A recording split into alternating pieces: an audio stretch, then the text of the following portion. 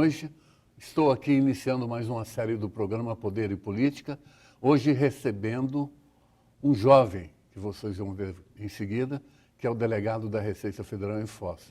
É o Rafael Douzan, a quem eu dou as boas-vindas. Boa noite, doutor.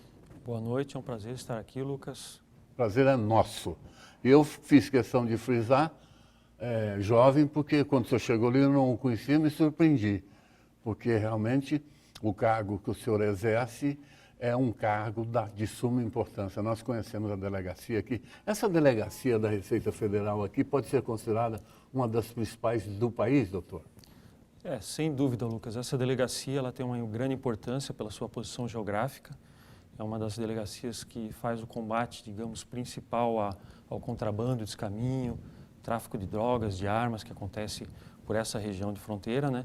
Então, para o país, ela tem uma grande importância nessa área aduaneira e é uma delegacia valorizada, quer dizer, nós temos orçamento, contingente para poder exercer nossa missão aqui. Muito bem. O senhor está há quantos anos na Receita e quanto tempo o senhor está aqui dirigindo a delegacia aqui? Eu estou na Receita já há 9 anos, né? Uhum. Nesse período eu ingressei já diretamente aqui em Foz do Iguaçu, então estou há 9 anos em Foz do Iguaçu. Pois não. Inicialmente eu assumi a área de repressão ao contrabando e descaminho. Em seguida fui chefe do SEANA, que nós chamamos, que cuida de toda a área aduaneira, e me tornei delegado adjunto. Fui delegado adjunto por 3 anos e meio e agora já estou há 4 anos e meio como delegado titular aqui da delegacia. Muito bem. Vamos falar um pouquinho sobre, parece que nós estamos naquele período onde o cidadão brasileiro tem a obrigação de declarar sua renda. O senhor poderia comentar conosco quem é obrigado a declarar renda pela atual legislação, quem está isento? Fale sobre isso. Nós temos hoje o imposto de renda, né, que vigora no país. Ele prevê a declaração de renda para as pessoas que ganham a partir de determinado limite. Todo ano há um reajuste desse limite, né, em torno de 2, 3 mil reais mensais, aí varia conforme o ano. E o que nós temos é o seguinte, pessoas também que, mesmo ganhando abaixo desse valor, mas que são sócios de empresa, também tem que declarar. Uhum. Então tem vários pontos muitos pontos. Se eu me estender aqui, eu explicaria ponto a ponto. Tudo bem.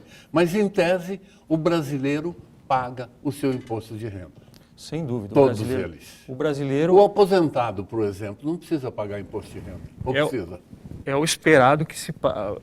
Depende da renda dele, né? Isso vai do teto da renda. O teto da renda. Aí vai pela isenção. Doutor, fala-se muito que... Comenta-se, eu também acho que eu também sou brasileiro, né? Eu observo a nossa carga tributária no nosso Brasil varonil. Eu sei que isso não tem nada a ver com o senhor, porque esses índices, eles são feitos lá em Brasília, pelos nossos congressistas.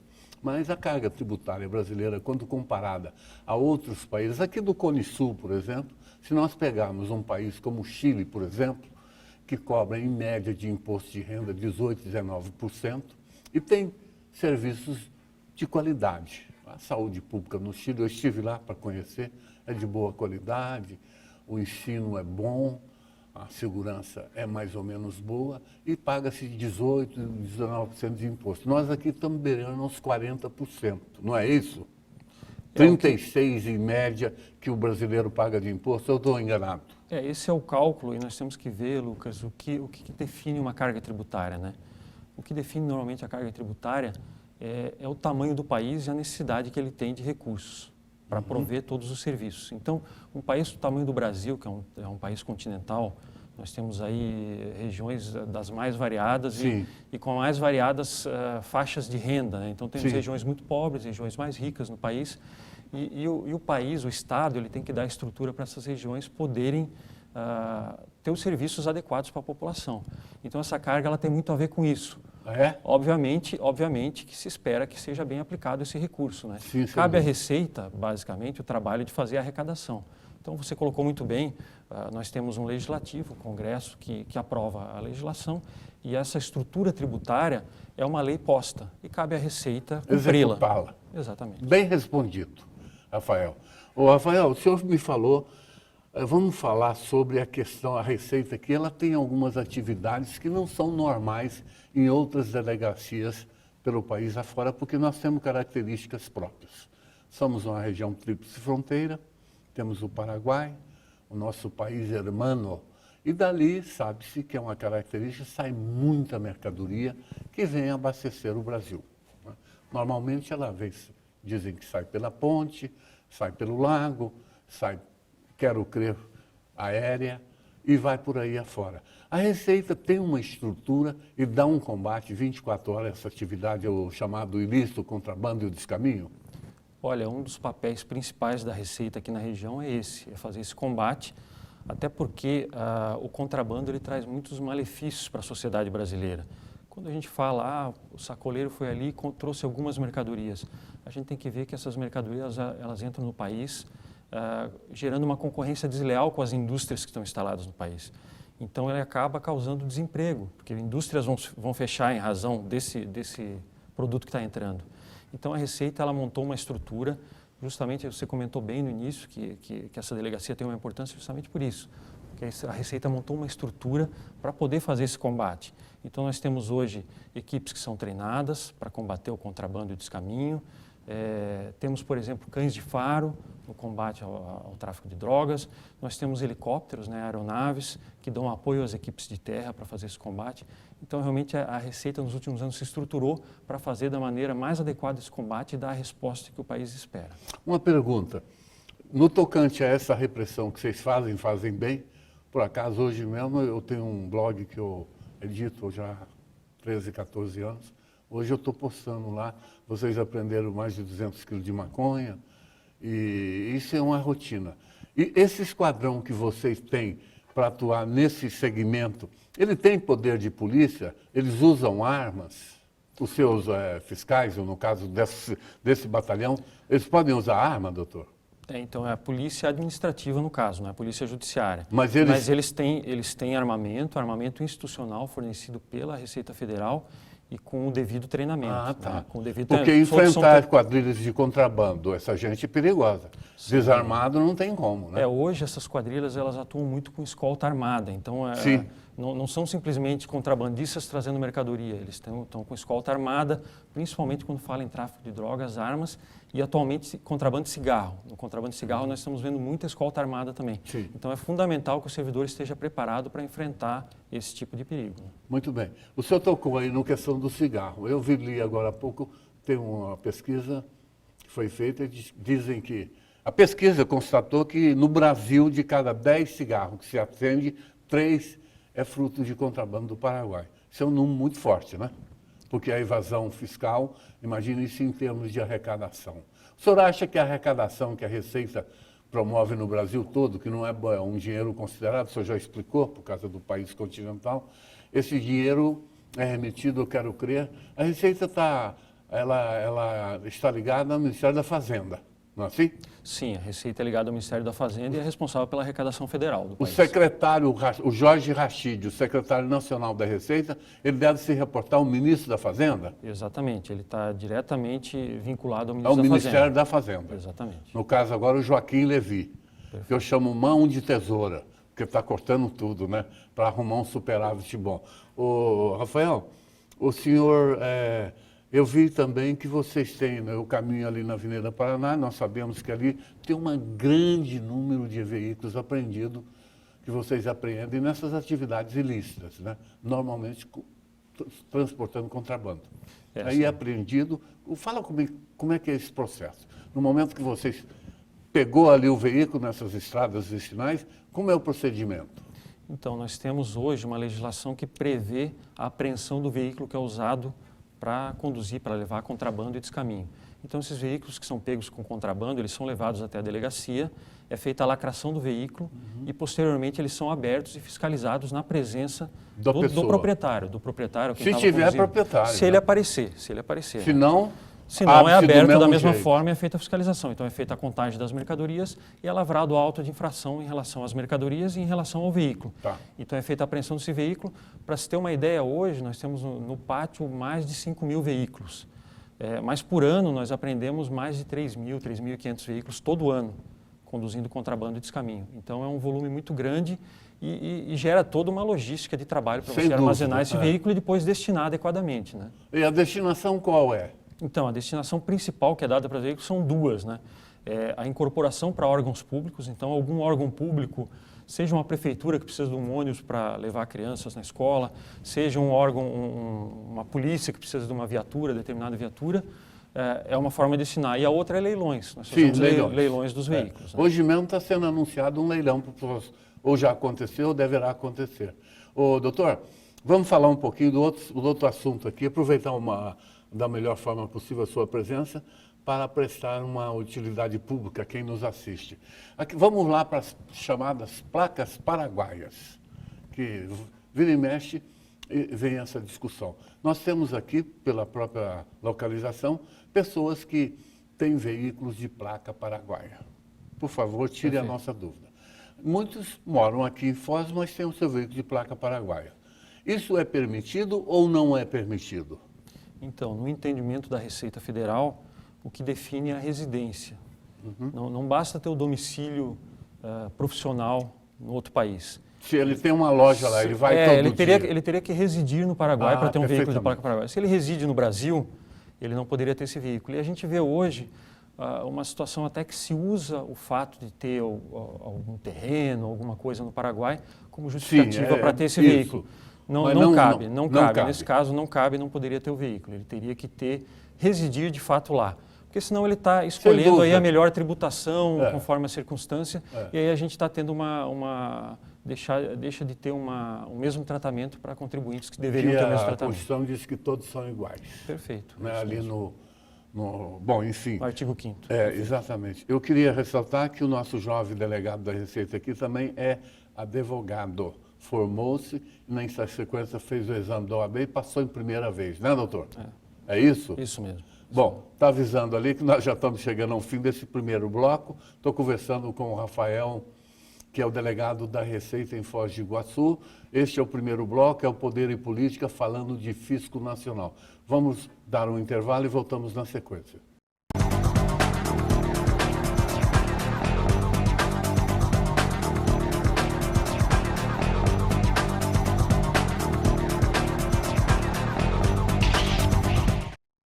Voltamos aqui conversando com o delegado da Receita Federal em Foz, Rafael Douza.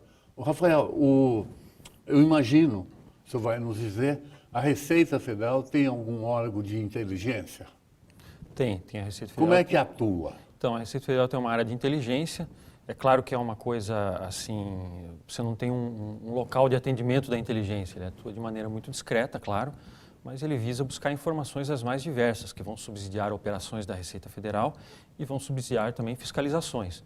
Então, a coleta de informações é constante e isso é fundamental para a nossa atividade, tanto a atividade de fiscalização na área de tributo interno, como a atividade nossa de combate ao contrabando e descaminho. Muito bem. Como é a relação da Receita Federal aqui na fronteira com a Polícia Federal? Olha, é melhor impossível, né? Nós temos uma relação ótima com as polícias em geral, né? A Polícia Federal, a Polícia Rodoviária Federal, mesmo a Polícia Militar e a Guarda Municipal. Também é ótimo porque nós fazemos parte de um gabinete de gestão que integra esses órgãos de segurança e de fiscalização. Sim. Então, estamos nos reunindo constantemente, sempre buscando melhorar a forma de atuação, e porque são todas forças complementares. Sem né? dúvida. Uma auxilia a outra e consegue fazer com que cada uma consiga cumprir da melhor maneira possível a sua missão. É uma ação sinérgica. Sem dúvida. A sinergia, nesse caso, é fundamental. Né? O senhor, temos aqui agora, está em atuação no momento, uma chamada Operação Escudo. É isso? Que Operação Escudo é essa, doutor? Então, que vem a ser isso? Essa Operação Escudo está no contexto da Operação Fronteira Blindada, que é uma operação permanente da Receita de combate ao contrabando. E a Operação Escudo ela vem acontecendo com uma barreira fixa lá no pedágio de São Miguel, né? Então, essa barreira fixa ela funciona 24 horas por dia, todos os dias da semana.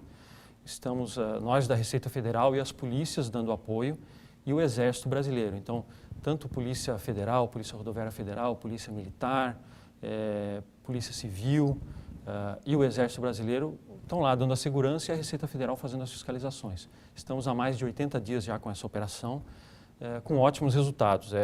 Nós percebemos que, apesar das apreensões não serem, são altas, mas não são tão altas quando não tem a barreira, mas você percebe uma diminuição do fluxo.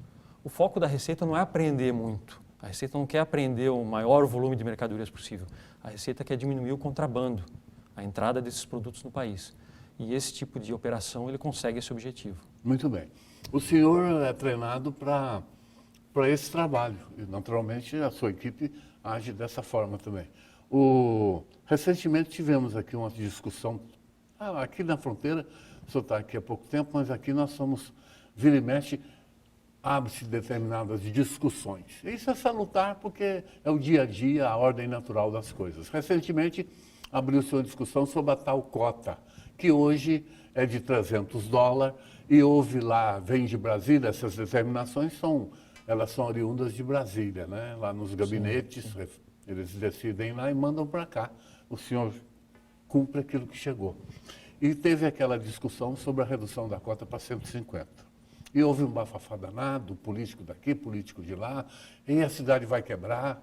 Acho interessante essa linha de raciocínio. Parece até que Foz do Iguaçu vive em função de cota, mas não é assim.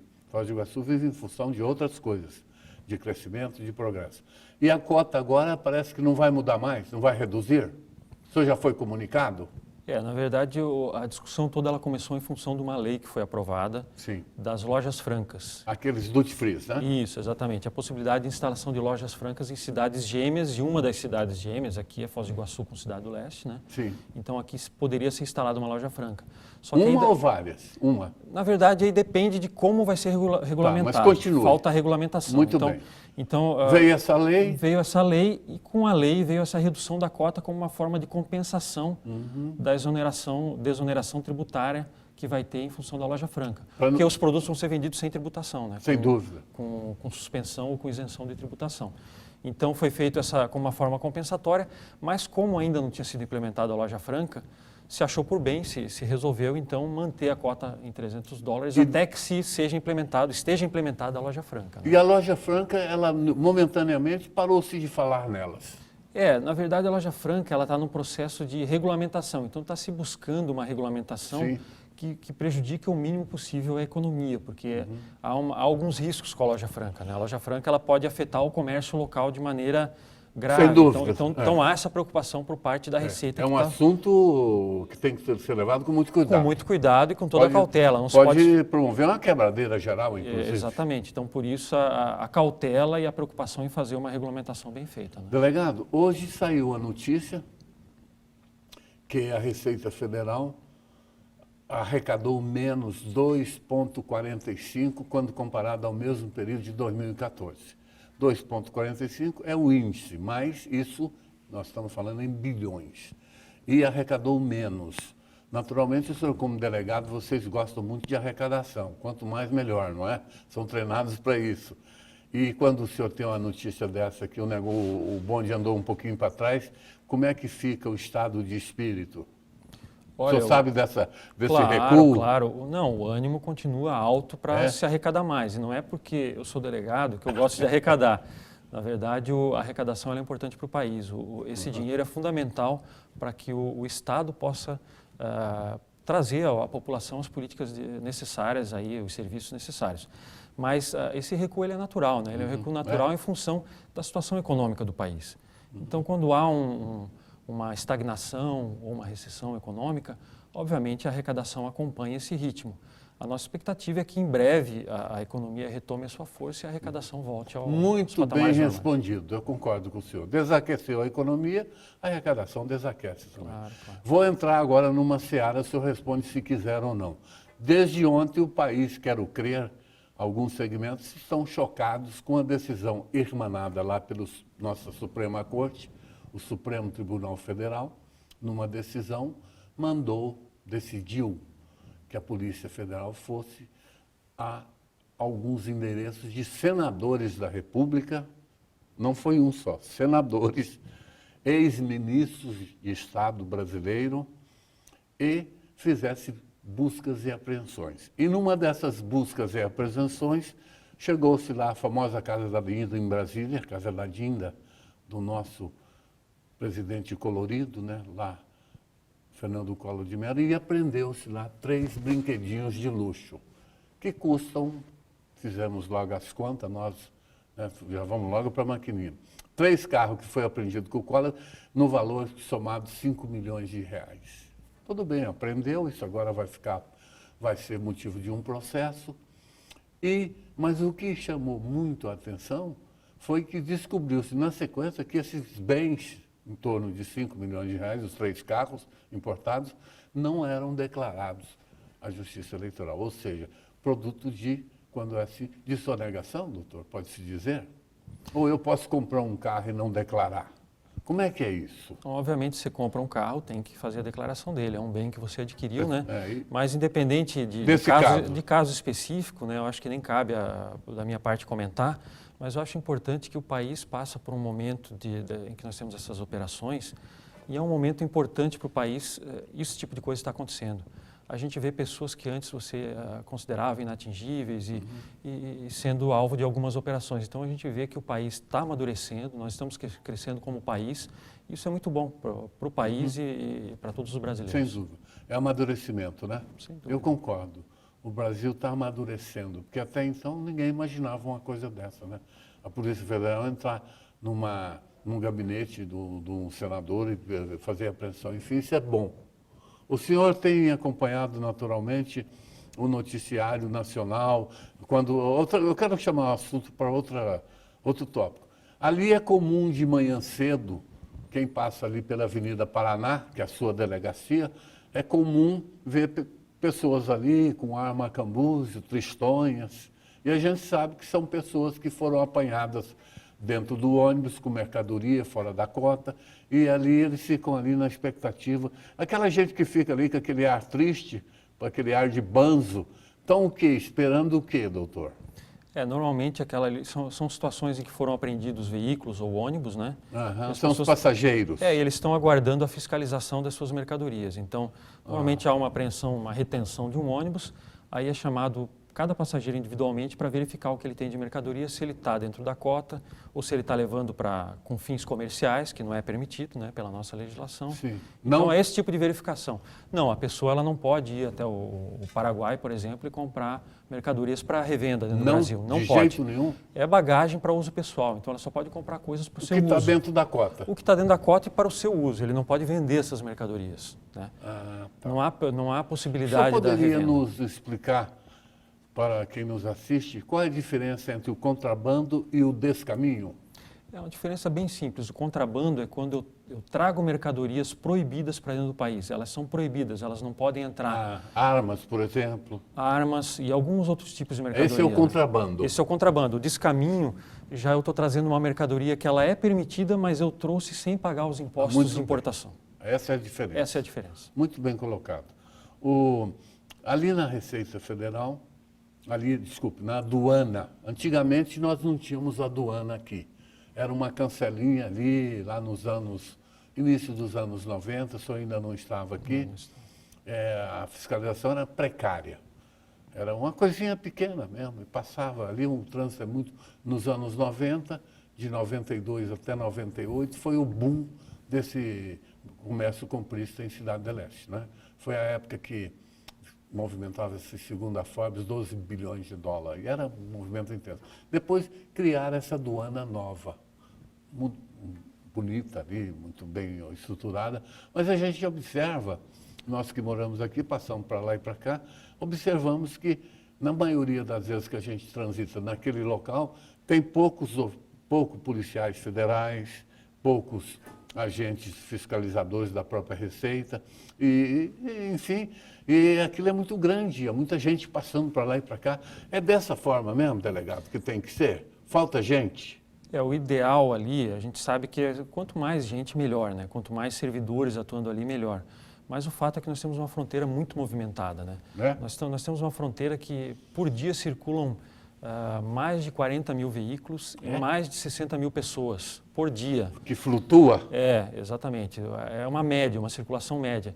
Então, esse volume de circulação, ele é bem complicado de você atuar. Então, o que nós fazemos? Atuamos por amostragem. Sim, então, trabalhamos com informação. Sim, e amostragem. E a ideia é abordar com certeza de apreensão. Mas me parece que aprende muita coisa.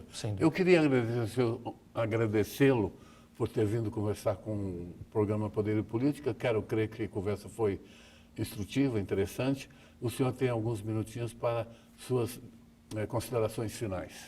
Olha, eu queria agradecer, Lucas, pela oportunidade, dizer que para nós da Receita Federal é uma satisfação participar do seu programa e dizer que a Receita Federal está aí cumprindo a sua missão, seu papel como órgão de Estado, né?